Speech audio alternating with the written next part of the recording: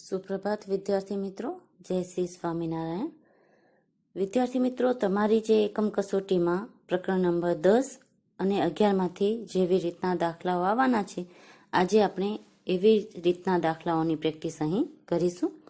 તો પ્રકરણ 10માંથી ઘનાકારોનું પ્રત્યક્ષીકરણ છે, એમાંથી તમારે જે બહુલકોના શિરોબિંદુ કેટલા હોય છે, ધાર કેટલી હોય છે અને ફલક કેટલા હોય છે એ વિશેનો આજે આપણે અભ્યાસ કરીશું. અને એના પછી જે યુલરનું સૂત્ર છે એનો ઉપયોગ કેવી રીતના કરવામાં આવે છે, બહુલકના જે વિવિધ પ્રકારો છે એમાંથી જો કોઈ પણ પ્રકાર ન આપેલો હોય તો એમાં યુલરના સૂત્રનો ઉપયોગ કરી અને એ કેવી રીતના એના ધાર, શિરોબિંદુ કે ફલક છે એ શોધવામાં આવે છે, એ આજે આપણે શીખીશું. અને એના પછી પ્રકરણ 11 માપનની અંદર આપણે જે વિવિધ તમને આકારો આપેલા હોય એના આધારેનું ક્ષેત્રફળ અને પૃષ્ઠફળ કેવી રીતના શોધવામાં આવે છે એનો અભ્યાસ કરીશું. તો સૌપ્રથમ આપણે હમણાં પ્રકરણ નંબર 10માં યુલરનું જે સૂત્ર છે એનો અભ્યાસ કરીશું. આજે આપણે જે પરીક્ષા છે તમારી એકમ કસોટી એને લગતા જે પ્રશ્નો છે એનો જ ઉકેલ મેળવીશું. તો એમાં સૌપ્રથમ જે છે એમાં આપણે યુલરનું સૂત્ર કરવાનું છે. તો યુલરનું સૂત્ર કરતા પહેલા જે તમને આકારો આપેલા હોય એમાં શિરોબિંદુ એટલે કે વર્ટિક્સ કેને કહેવામાં આવે છે, એની એડ્સ એટલે કે ધાર કેને કહેવામાં આવે છે, અને ફેસ એટલે કે ફલક કેને કહેવામાં આવે છે એની સમજૂતી મેળવીશું. અને પછી છે યુલરનું સૂત્ર જે છે પ્રકરણ 10ની અંદર એનો આપણે અભ્યાસ કરીશું. તો સૌપ્રથમ અહીં આપણને ઘન આકાર આપેલો છે. હવે ઘન આકારની અંદર શિરોબિંદુ એટલે કે આ જે પોઈન્ટ હોય, ખૂણો હોય, એને કહેવામાં આવે છે, જેને ઇંગ્લિશમાં કહેવામાં આવે છે વર્ટિક્સ. મુખફલક એટલે કે આ જે ભાગ હોય જેને આપણે જોઈ શકીએ છીએ એને કહેવામાં આવે છે ફલક અથવા તો ફેસ. ઇંગ્લિશમાં કહેવામાં આવશે ફેસ, અહીં આપણે કહેશું ફલક. મુખ નહીં કહીએ પરંતુ શું કહેશું? ફલક. ને ધાર એટલે કે આવી રીતના જે આમ સાઈડમાં આપેલી હોય અને ધાર એટલે ઇંગ્લિશમાં એને કહેવામાં આવે છે એડ્સ. બરાબર. અને આ જે છે એ ઘન આકારોની અંદર આવેલું હોય છે.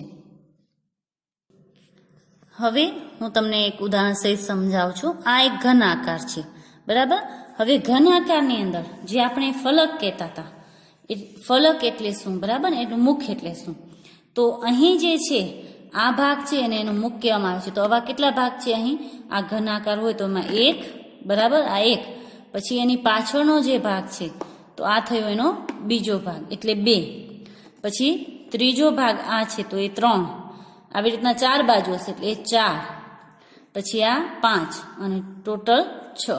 બરાબર. ટોટલ જે છે એના ફલક કેટલા હોય? 6. ઘન આકાર હોય એના ટોટલ ફલક એટલે કે જે ફેસ છે એ 6 આવશે. આવી રીતના 4 સાઈડમાં આવશે, એક આ બાજુ આવશે અને એક આ બાજુ આવશે. તો 6 છે એના ફલક થશે. એવી રીતના એના ખૂણાઓ વર્ટિક્સ જે છે ખૂણાઓ, શિરોબિંદુ, એ કેટલા થશે? તો શિરોબિંદુ એટલે આ જે આવી રીતના ખૂણા હોય એવા 1, પછી અહીં 2, આ ખૂણો છે 2, આ ખૂણો છે 3, આ ખૂણો છે 4. ખૂણા આ બાજુ થશે, 4 ખૂણા આ બાજુ થશે. આપણે પલટાવશું તો 5, 6, 7 અને 8. ટોટલ એના 8 ખૂણા થાય. ઘન બાજુ હોય એના ટોટલ 8 ખૂણા એટલે કે શિરોબિંદુ થાય. શિરોબિંદુ એટલે આ જે ભાગ હોય એ શિરોબિંદુ કહેવામાં આવે છે. તો 8 એના શિરોબિંદુ હોય, એના 6 ફલક હોય. હવે એના ધાર જે એડ્સ હતું એ કેટલી હોય? તો આને ધાર કહેવામાં આવે. 1, પછી અહીં છે 2, અહીં 3, અહીં 4. તો 4 ધાર આવી રીતના થઈ. એવી જ રીતના 4 ધાર આ બાજુ થશે. 5, 6, 7 અને 8. 8 ધાર થઈ. હવે આપણે આવી રીતના રાખીએ તો આવી રીતના પણ એની ધાર થાય. બરાબર.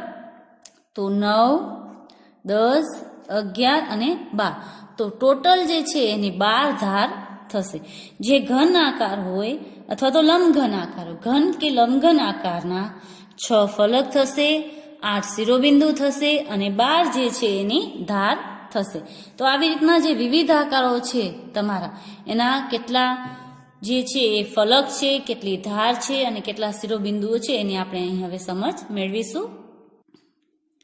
પાના નંબર 165 પર તમને આ કોષ્ટક આપેલું છે, એની અંદર તમારે આ પૂરવાના છે. અહીં પહેલા મેં તમને કીધું લંબઘન અને ઘન. તો એનો ફેસ એફ એટલે એનો થાય ફેસ એટલે ફલક, બરાબર. અહીં થશે એનો ફલક, એફ એટલે ફલક, વી એટલે વર્ટિક્સ એટલે એનું શિરોબિંદુ, અને ઈ છે એનો એડ્સ એટલે કે એની ધાર. તો મેં તમને હમણાં ગણાવ્યા કે લંબઘનમાં ફેસ હોય 6 હોય, એના વર્ટિક્સ હોય 8 હોય, એટલે કે ખૂણાઓ 8 હોય, શિરોબિંદુ એના ફલક 6 હોય, અને ઈ એટલે એની એડ્સ હોય 12 હોય, બરાબર. એવી રીતના તમને ત્રિકોણીય પિરામિડમાં કેટલા હોય, ત્રિકોણીય પ્રિઝમમાં કેટલા હોય, ચોરસ પાયાવાળો પિરામિડમાં કેટલા હોય, અને ચોરસ પાયાવાળા પ્રિઝમમાં કેટલા હોય, એ દરેક તમને અહીં લખવાના છે. તો મેં અહીં લખેલા છે, હું તમને સમજાવું છું. આ 2 કોલમ છે આપણે પછીથી સમજીશું. સૌપ્રથમ આપણે દરેકની અંદર એના ફલક એટલે કે ફેસ, વર્ટિક્સ અને એડ્સ કેટલા આપેલા હોય એ આપણે યાદ રાખવાનું છે, બરાબર. તો અહીં ત્રિકોણીય પિરામિડ હોય તો એમાં 4 ત્રિકોણીય એના ફેસ હોય છે, 4 હોય છે, અને ત્રિકોણીય હોય છે, બરાબર. એનો આકાર ત્રિકોણીય હોય છે. એના વર્ટિક્સ પણ 4 હોય છે, અને એડ્સ છે ધાર એ 6 હોય છે. એવી રીતના ત્રિકોણીય પ્રિઝમ હોય તો એના કુલ 5 ફેસ હોય છે. કુલ કેટલા? 3 ને 2 5, જેમાં 2 ફેસ હોય એ ત્રિકોણીય હોય છે, અને 3 ફેસ હોય એ લંબચોરસ હોય છે. આ હું પછી તમને આકૃતિ બતાવીને સમજાવું છું. 6 એના વર્ટિક્સ હોય છે, અને 9 છે એની ધાર એટલે કે એડ્સ હોય છે. પછી ચોરસ પાયાવાળું પિરામિડ. ચોરસ પાયાવાળું પિરામિડ હોય એમાં 1 ચોરસ ફેસ હોય છે, અને 4 ત્રિકોણીય ફેસ, એટલે ટોટલ 5 ફેસ હોય છે. કેટલા ટોટલ? 5 ફેસ હોય છે, 5 વર્ટિક્સ હોય છે, અને 8 છે એ એની ધાર હોય છે. ચોરસ પાયાવાળો પ્રિઝમ, એમાં 2 ચોરસ ફેસ હોય છે, અને 4 લંબચોરસ ફેસ, એટલે ટોટલ 6 ફેસ હોય છે એના. 8 વર્ટિક્સ હોય છે, અને 12 છે એના એડ્સ હોય છે, બરાબર. હવે આ જે આકૃતિ છે એ હું તમને ઉદાહરણ દ્વારા સમજાવીશ, અને પિરામિડ અને પ્રિઝમમાં શું ફરક છે એ પણ આપણે જોઈશું. એનાથી પહેલા જે આના ફેસ છે, અને વર્ટિક્સ છે, અને એડ્સ છે, તમારે યાદ રાખવાના છે કે કયા આકારના કેટલા ફેસ છે, કેટલા વર્ટિક્સ છે, અને કેટલા એડ્સ છે. હવે આ જે છે F+V અને E+2, એ જે છે એ યુલરનું સૂત્ર છે. હવે એનો યુલરનું સૂત્રનો મતલબ એમ કે F+V તમે જેટલા કરો એટલા ને એટલા E ની અંદર તમે 2 પ્લસ કરો તો એટલા થાય. અહીં આપણે F+V કર્યો લંબઘનનો તો 6 + 8 અહીં કર્યા તો 14 થયા. હવે આપણે E ની અંદર જો 2 પ્લસ કરીએ તો અહીં પણ 14 થશે, બરાબર. E આપણો 12 છે, એની અંદર 2 પ્લસ કર્યા તો 14 થયા. એવી રીતના ત્રિકોણીય પિરામિડ જેના 4 ફેસ છે, 4 વર્ટિક્સ છે, 4 + 4 8, એના એડ્સ 6 છે, એમાં આપણે 2 પ્લસ કરશું તો 8 થશે. આ એનો નિયમ છે, બરાબર. આ નિયમની અંદર જે પણ ઈ આપેલી હશે, જેટલી પણ ધાર હશે, એની અંદર તમારે દરેકમાં 2 જ પ્લસ કરવાના છે. તો તમને જે જવાબ મળશે એ ફેસ અને વર્ટિક્સ જેનો તમે સરવાળો કર્યો છે એટલો જ થશે. અહીં તમે જોશો તો 14 છે તો 14 આવ્યો જવાબ, 8 છે તો 8 આવ્યો, 11 છે તો 11 જવાબ આવે છે, 10 છે તો 10 જવાબ આવે છે, અને 14 છે તો 14 જવાબ આવે છે. તો આ યુલરનું સૂત્ર છે. હવે આ સૂત્રને તમે બીજી રીતે પણ લખી શકો છો. અહીં તમને પાના નંબર 166 પર આપેલું છે કે કોષ્ટકના છેલ્લા 2 ખાનાની જે માહિતી છે એનો મતલબ છે A+V = E+2, એ બંને એક સરખા છે. હવે આ સૂત્રને યુલરના સૂત્ર તરીકે દર્શાવ્યું છે તો F+V એમાંથી E- કરીએ તો આપણને 2 મળે છે. આ સંબંધને યુલરનું સૂત્ર કહે છે. અલબત્ત આ સૂત્ર દરેક બહુફલક માટે સાચું છે. આ જેટલા પણ બહુફલક છે એ દરેક માટે જે છે આ સૂત્રનો તમે ઉપયોગ કરી શકો છો, એ સાચું જ પડશે. હવે એનું સૂત્ર શું છે તો F+ તમને V કરવાનો, અને એમાંથી તમને E- કરવાનો, આ તો તમને બરાબર 2 મળશે. અહીં E+ છે ને આ બાજુ લઈ જઈએ એટલે શું થાય? માઇનસ. એટલે આ બંનેનો સરવાળો કરી એમાંથી E- કરો એટલે તમને દરેકમાં જવાબ 2 મળશે. તો આ છે યુલરનું સૂત્ર, બરાબર. તો હવે આપણે યુલરના સૂત્રની સમજૂતી મેળવીશું. અહીં તમને પાના નંબર 167 ઉપર આપેલું જ છે યુલરનું સૂત્ર F+V - E = 2, જ્યાં F છે ફલકની સંખ્યા, V છે શિરોબિંદુની સંખ્યા, અને E છે ધારની સંખ્યા છે. હવે આના આધારે તમને અહીં પ્રશ્ન નંબર 7 આપેલો છે. પ્રશ્ન નંબર 7 કરતા પહેલા આપણે બહુ ફલકના જે અગત્યના 2 પ્રકાર છે પ્રિઝમ અને પિરામિડ, એ 2 વચ્ચે શું તફાવત છે એ જરા સમજી લઈએ. આ જે છે એ પ્રિઝમ છે, અને આ જે છે એ પિરામિડ છે, બરાબર. હવે બંને વચ્ચે શું ફરક છે જે બહુફલકનો પાયો અને મથાળો એકરૂપ બહુકોણ હોય અને બાકીના ફલક સમાંતર બાજુ ચતુષ્કોણ હોય તેને પ્રિઝમ કહે છે. કે જેનો પાયો અને મથાળો ઉપર અને નીચેનો ભાગ બરાબર એકરૂપ હોય, એક સરખા બહુકોણ હોય, એક જ સરખા હોય અને બાકીના જે ફલક હોય એના એ સમાંતર બાજુ ચતુષ્કોણ હોય. બાકીના જે ફલક હોય એના એ સમાંતર બાજુ ચતુષ્કોણ હોય તો એને શું કહેવામાં આવે છે? પ્રિઝમ કહેવામાં આવે છે. પણ પિરામિડમાં કોઈ પણ સંખ્યાની બાજુવાળો બહુકોણ પાયા તરીકે હોય છે. હવે પિરામિડ જે તમે લ્યો છો એમાં પાયામાં જે છે એ કોઈ પણ સંખ્યાની બાજુવાળો જે છે એ પાયો બહુકોણ હોઈ શકે છે. પાયાની દરેક બાજુમાંથી શરૂ થતા ફલકો ત્રિકોણ આકારના જ હોય છે. આમાં જે ઉપર જે તમારે ફલકો શરૂ થાય એ ત્રિકોણ આકારના જ હોય છે. તમે પિરામિડની અંદર ત્રિકોણ આકારના જોઈ શકો છો. જ્યારે પ્રિઝમમાં જે છે એ ચોરસ આકાર, લંબચોરસ આકારના પણ હોય છે. અહીં લંબચોરસ આકારના છે, અહીં ચોરસ આકારના પણ હોય છે. ને આ બે જે છે એની સાથે ત્રિકોણ આકારના પણ છે. બરાબર. તો અહીં જે એનો પાયો છે એ અને ઉપરનું જે છે એ ત્રિકોણ છે અને બાકીના જે ત્રણ છે એ લંબચોરસ છે એટલે એ પ્રિઝમ કહેવાશે. બરાબર. અને ઉપર અને નીચેનું મથાળું જે છે એનું એક જ સરખા આકારનું છે. જ્યારે અહીં જે છે એ તમે જોશો કે અહીં નીચે જે છે એ તમને ચોરસ કે લંબચોરસ જેવું લાગે છે. બાકીના જે 1, 2, 3 ને 4 ભાગ છે એ તમારા ત્રિકોણ જ છે. અહીં નીચે છે એ પણ ત્રિકોણ છે અને બાકીના જે ભાગ છે એ પણ ત્રિકોણમાં જ આપેલા છે.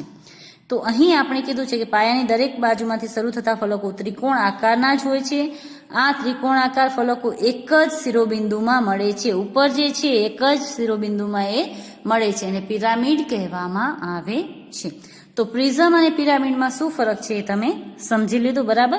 તો એના આધારે જે છે તો આપણે જે આ કોષ્ટક કર્યું હતું એ કોષ્ટકની અંદર તમને જે સમજૂતી આપેલી હોય કે ત્રિકોણીય પિરામિડ એટલે શું, ત્રિકોણીય પ્રિઝમ એટલે શું, એ તમને એના આધારેના જે ફેસ છે, વર્ટિક્સ છે અને એડ્સ છે કેટલા થાય એ આપણે અહીં લખ્યા છે એના આધારે. તો તમે જોશો અહીં પ્રિઝમની અંદર કે 2 ત્રિકોણીય ભાગ છે અને 3 લંબચોરસ ભાગ છે. બરાબર. તો આની અંદર લંબચોરસ ભાગ અને ત્રિકોણીય ભાગ પણ હોઈ શકે, જે આપણે અહીં ઉપર પ્રિઝમ જોયું એ જ છે આ.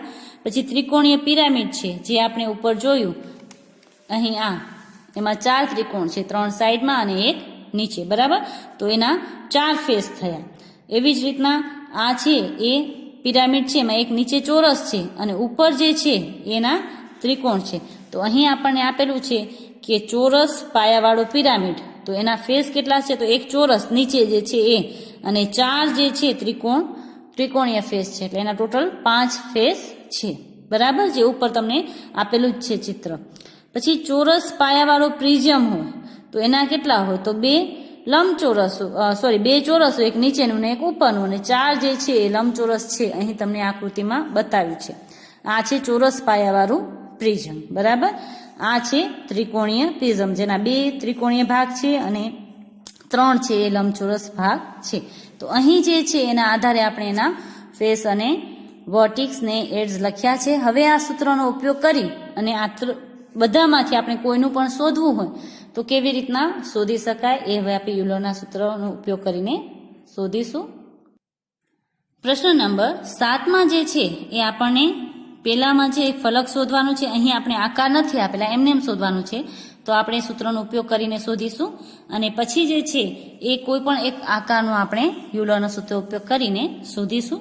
હવે અહીં જે છે એ તમને શિરોબિંદુ આપેલા છે 6, ધાર આપેલી છે 12 અને તમને ફલક શોધવાનું છે.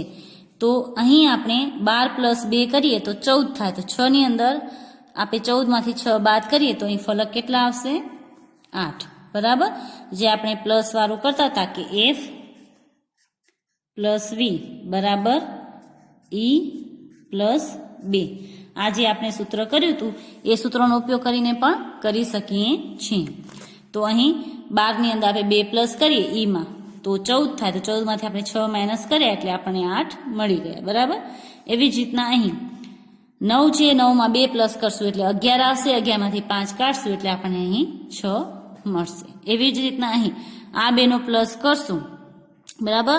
12 + 20 એટલે થશે 32. 32માંથી આપણે 2 માઇનસ કરવાના હોય, એ શોધવો છે એટલે તો શું કરવાના? 2 માઇનસ એટલે અહીં મળશે 30. તો આવી રીતના જે છે એ તમે આ ફોર્મ્યુલાથી એને કરી શકો છો. હજુ આપણે આવા બીજા 2-3 દાખલાઓ જોઈશું.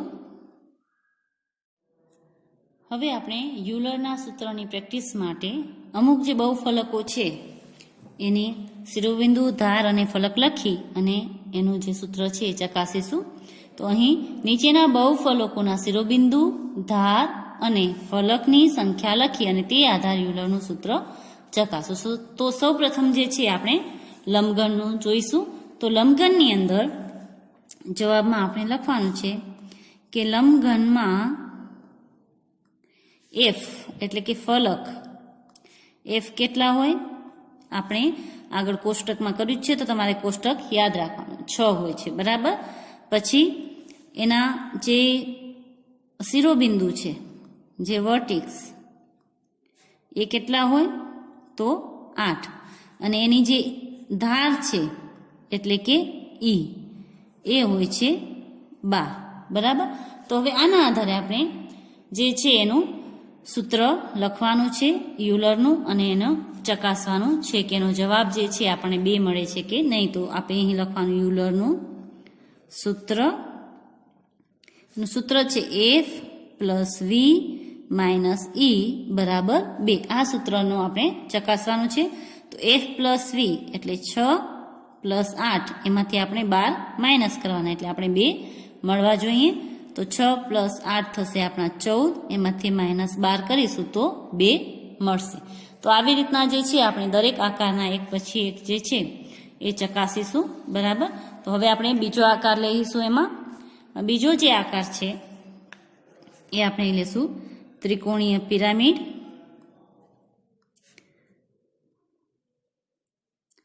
બરાબર, ત્રિકોણીય પિરામિડ. હવે એમાં જે છે એમાં આપણે જવાબમાં લખશું કે ત્રિકોણીય પિરામિડની અંદર ફલક એટલે કે એફ કેટલા હોય, પછી અહીં એના શિરોબિંદુ એટલે વી કેટલા હોય, અને છેલ્લે એની ધાર એટલે કે ઈ કેટલા હોય. એ આપણે જે મેં કોષ્ટકમાં લખાયું છે એના આધારે તમારે લખાવાનું છે. તો ત્રિકોણીય પિરામિડની અંદર 4 જે છે એના ફેસ આવશે, એના શિરોબિંદુ વી વર્ટિક્સ આવશે 4, અને એના એડ્સ છે એ 6 છે. હવે આપણે યુલરનું સૂત્ર લખવાનું, બરાબર F + V - E બરાબર 2. તો F છે આપણા 4 + 4 - 6 બરાબર 2. તો અહીં આપણે 8 - 6 બરાબર 2 મળશે. આ બેનો આપણે સરવાળો કર્યો, અહીં આ બેનો સરવાળો કર્યો તો બરાબર. તો અહીં જે છે આપણને બરાબર 2 જે છે એ મળે છે, બરાબર. તો 2 બરાબર 2 એટલે આ જે છે આપણું સૂત્રની અંદર આવી રીતના મૂકી અને ચકાસવાનું છે. હવે એમાં જે 2 છે ત્રિકોણીય પ્રિઝમ અને ચોરસ પાયાવાળો જે છે પિરામિડ એ તમે કરજો. હું છેલ્લો જે છે એ કરાવું છું ચોરસ પાયાવાળો પ્રિઝમ, બરાબર. તો ત્રીજો કરું છું ચોરસ પાયાવાળો પ્રિઝમ. એમાં આપણે એના ફલક લખીશું એટલે F, પછી અહીંયા શિરોબિંદુ એટલે V, અને ધાર એટલે E બરાબર કેટલા છે. તો ચોરસ પાયાવાળા પ્રિઝમની અંદર ટોટલ 6 ફેસ હોય છે, 2 ચોરસ અને 4 લંબચોરસ. એ આપણે અલગ અલગ નથી લખવાના, ડાયરેક્ટ ટોટલ કરીને 6. શિરોબિંદુ એમાં હોય છે 8, અને એની ધાર છે એ હોય છે 12, બરાબર. તો હવે આપણે સૂત્ર લખશું યુલરનું, બરાબર F + V - E બરાબર 2. તો 6 + 8 - 12 બરાબર 2. 6 ને 8 થશે 14, માઇનસ આપણે 12 કરીએ તો આપણને મળશે 2, બરાબર. તો આ જે સૂત્ર છે એ આપણું આવી રીતના સાબિત થશે. તો અહીં જે આગળ કોષ્ટક હતું પાના નંબર 165 ઉપર, એમાં ત્રીજા નંબરનું ને ચોથા નંબરનું ત્રિકોણીય પ્રિઝમ અને ચોરસવાળો જે પાયાવાળું પિરામિડ છે એનું આવી જ રીતના તમે યુલરના સૂત્રના ઉપયોગથી તમારે હોમવર્કમાં એ કરવાનું છે. બસ આ પ્રકરણમાં આપણે આટલું જ કરીશું. તમને પરીક્ષાની અંદર યુલરના સૂત્રનો ઉપયોગ કરીને તમને જે પ્રકારો હશે એના જે ફલક, ધાર અને જે શિરોબિંદુ છે એ લખીને એ સાબિત કરવાનું હશે. હવે આપણે પ્રકરણ નંબર 11 જોઈશું. હવે આપણે સૌપ્રથમ લંબઘન છે એનું પૃષ્ઠફળ શોધવાનું છે. તો આપણે જવાબની અંદર જે લંબાઈ આપણે આપેલી છે એ 4 સેમી આપેલી છે, પહોળાઈ આપેલી છે 4 સેમી છે અને ઊંચાઈ છે એ 10 સેમી આપેલી છે. તમે જોઈ લેજો પેજ ઉપર. હવે આપણે એમાં જે લંબઘનનું પૃષ્ઠફળ છે એનું સૂત્ર લગાવીને અહીં કરીશું. અને તમે એલ લખી શકો છો. એલ બરાબર 4 સેમી, પહોળાઈ એટલે બ્રેથ બરાબર એ પણ છે આપણી 4 સેમી, અને ઊંચાઈ એ એટલે કે એચ એ છે આપણી 10 સેમી. બરાબર. હવે આપણે સૂત્ર લખીશું. લંબઘનનું પૃષ્ઠફળ બરાબર 2 કૌંસની અંદર લંબાઈ ગુણ્યા પહોળાઈ પ્લસ પહોળાઈ ગુણ્યા ઊંચાઈ પ્લસ ઊંચાઈ ગુણ્યા લંબાઈ. બરાબર. આ આપણે સૂત્ર લખ્યું.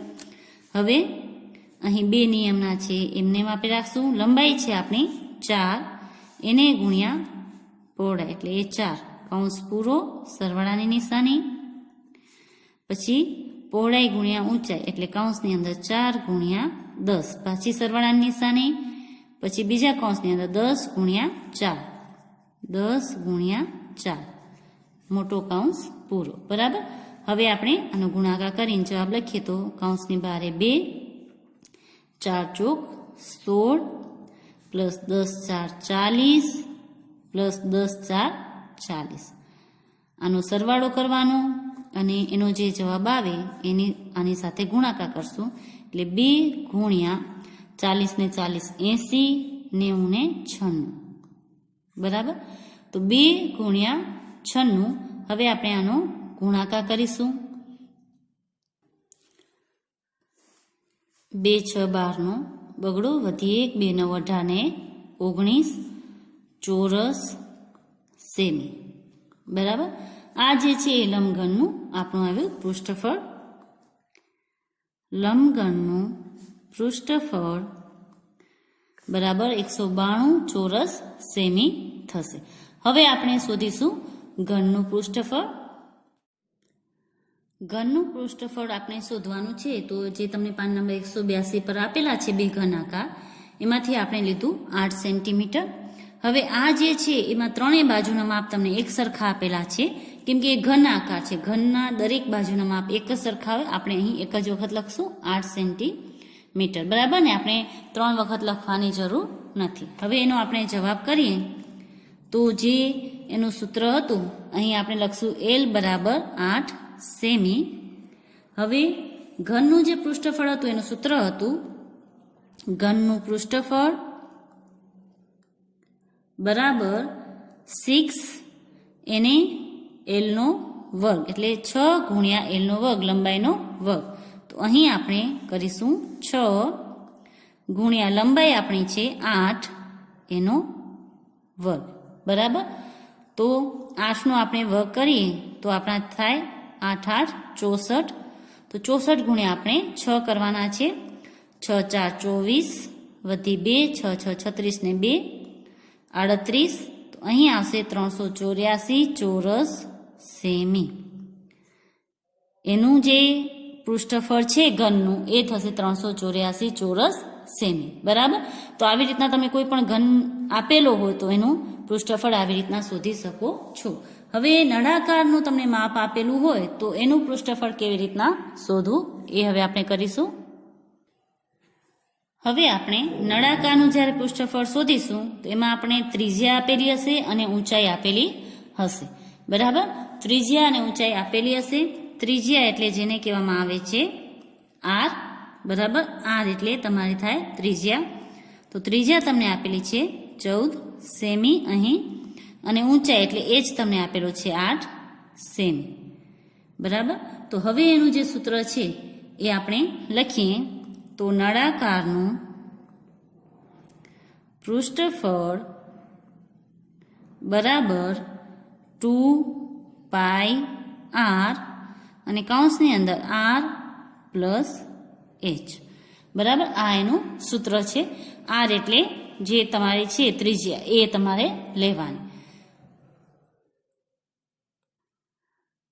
તો હવે આપણે સૂત્રમાં રકમ મૂકી અને આગળ દાખલો કરીશું. અહીં આપણે સૂત્રમાં સૌપ્રથમ નિયમના 2 છે એ મૂકીશું.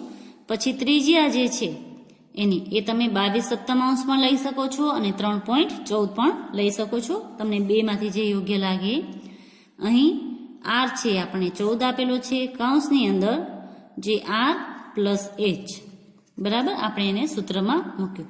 હવે અહીં જો તમે જોશો તો આ કટ થશે, 7 એકા 7, 7 2 14. અહીં આપણે એને પ્લસ કરશું એટલે અહીં આવશે 2 ગુણ્યા 22 ગુણ્યા 2 અને આને આપણે પ્લસ કરીએ એટલે 14 ને 8 થશે આપણા 22.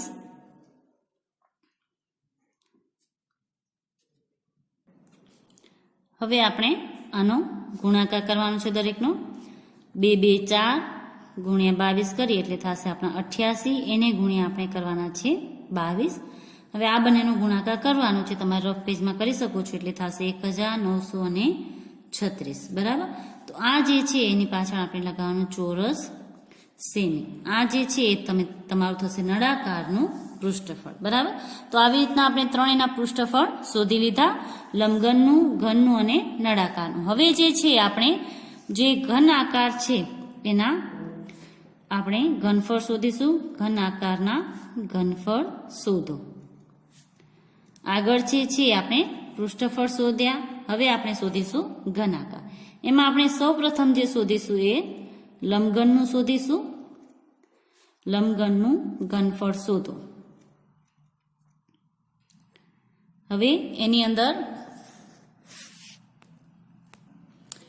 જેમાં તમને લંબાઈ આપેલી છે 8 સેમી, પહોળાઈ આપેલી છે 3 સેમી અને ઊંચાઈ આપેલી છે 2 સેમી. તો અહીં આપણે જવાબમાં કરીશું L બરાબર 8 સેમી, પછી B બરાબર 3 સેમી ને H બરાબર 2 સેમી.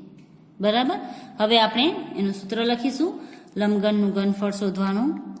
તો લંબઘનનું ઘનફળ બરાબર લંબાઈ ગુણ્યા પહોળાઈ ગુણ્યા ઊંચાઈ. તમે ગુજરાતીમાં પણ લખી શકો છો L ગુણ્યા B ગુણ્યા H ની જગ્યાએ લંબાઈ ગુણ્યા પહોળાઈ ગુણ્યા ઊંચાઈ, આવી રીતના પણ લખી શકો છો, લંબાઈ ગુણ્યા પહોળાઈ ગુણ્યા ઊંચાઈ. બરાબર, હવે આપણી પાસે જે છે એનો આપણે ગુણાકાર મૂકશું. 8 ગુણ્યા 3 ગુણ્યા 2 સેમી ગુણાકાર કરીએ તો 8 તેરી 24, 24 દુ 48, 48.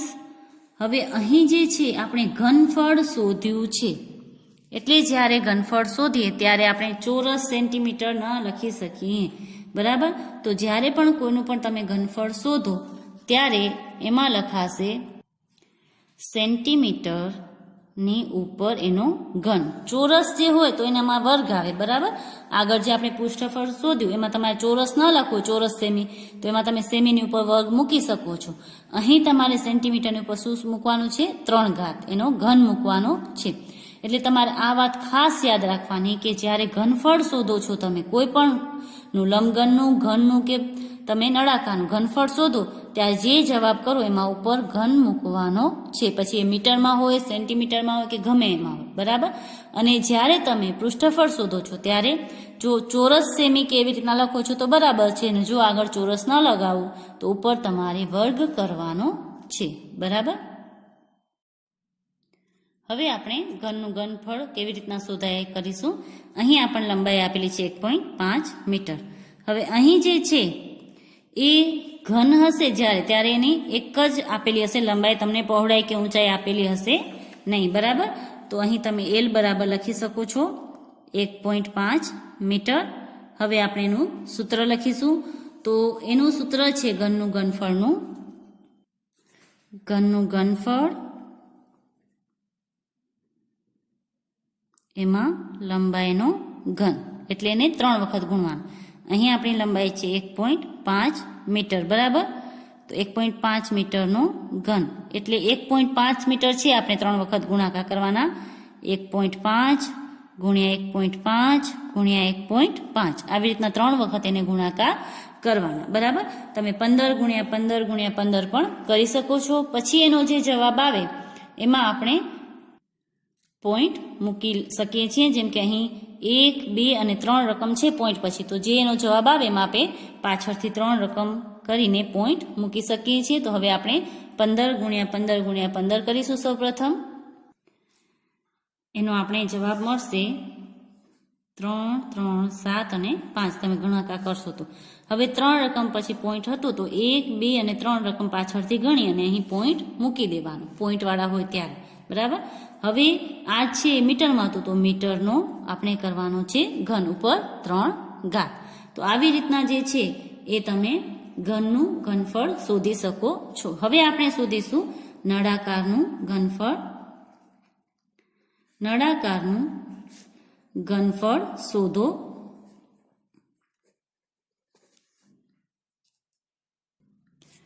પાના નંબર 189 પર તમને જે બે આકૃતિ આપેલી છે એમાં પહેલી જે આકૃતિ છે એમાં ત્રિજ્યા આપેલી છે આપણે 7 સેમી અને ઊંચાઈને આપેલી છે 10 સેમી. બરાબર, અહીંયા તમે ઊંચાઈ પણ લખી શકો છો અને એચ પણ લખી શકો છો.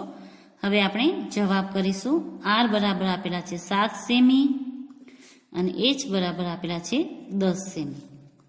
હવે આપણે એનું સૂત્ર લખીશું.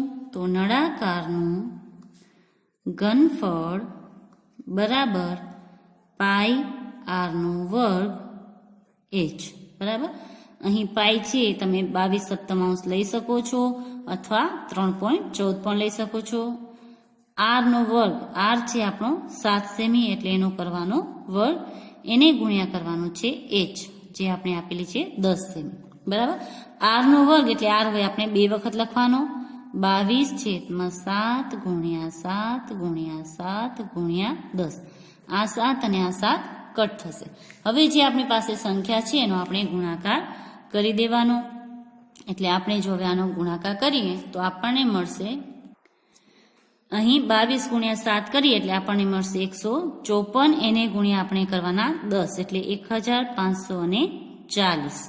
પાછળ સેન્ટીમીટર છે એટલે સેન્ટીમીટર લગાવશું અને એનો આવશે ઘન. બરાબર, આપણે ઘનફળ શોધીએ છીએ એટલે ઉપર આપણે ઘન કરવાનું છે, ઘનની નિશાની કરવાની. અને પૃષ્ઠફળની અંદર આપણે લખવાનું છે ચોરસ મીટર કે સેન્ટીમીટર જે આવતું હોય એ.